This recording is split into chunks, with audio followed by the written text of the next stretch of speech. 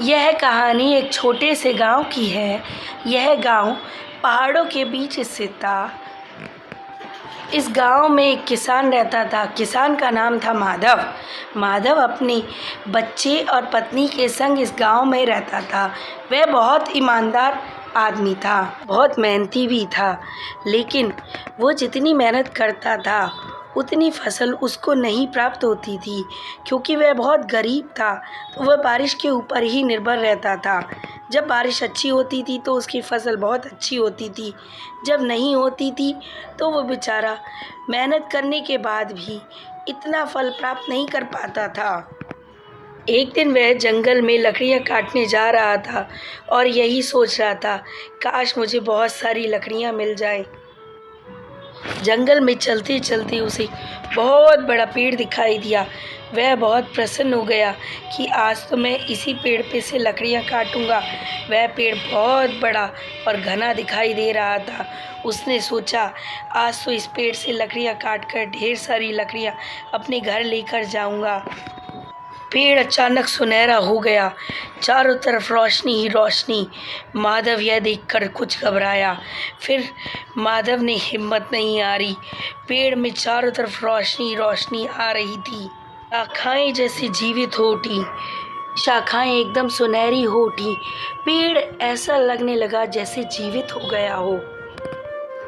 हा हा हा हा हा हा हा हा हा हा हा।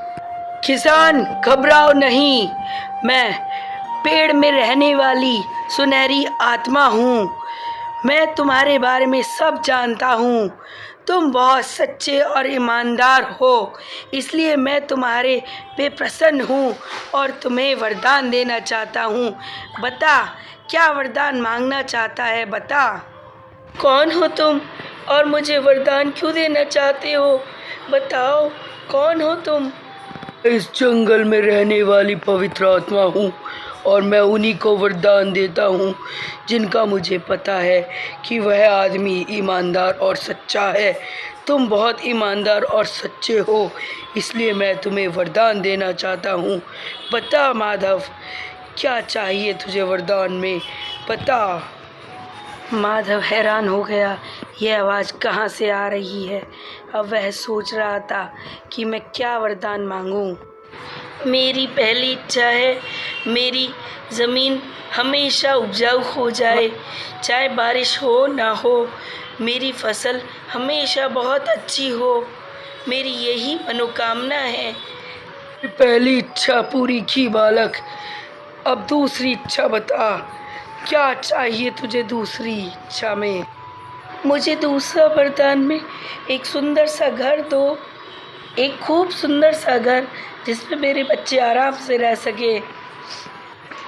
जा, तेरी ये कामना भी पूरी हुई।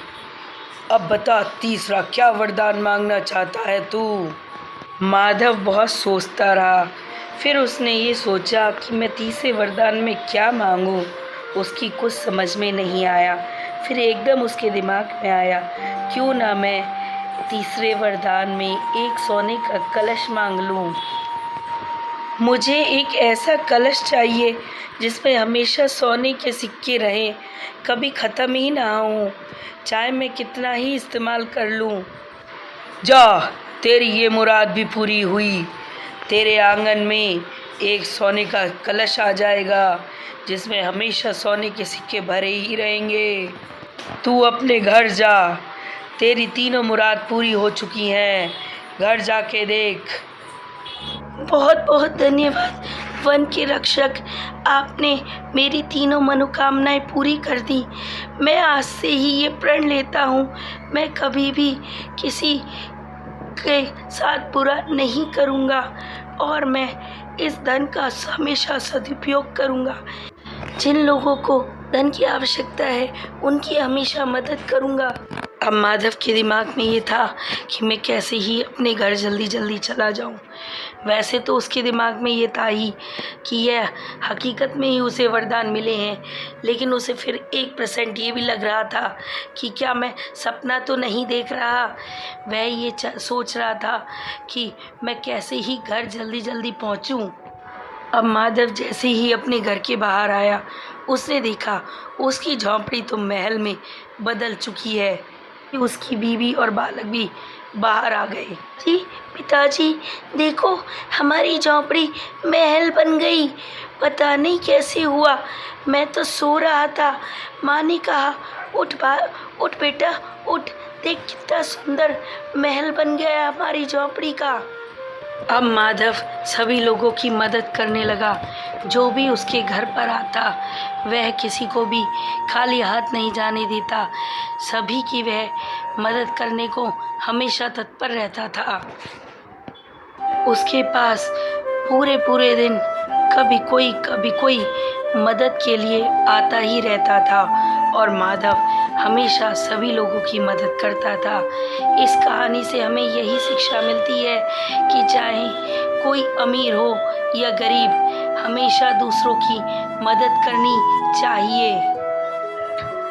This video sponsored by jainreviews.online. Please subscribe my channel.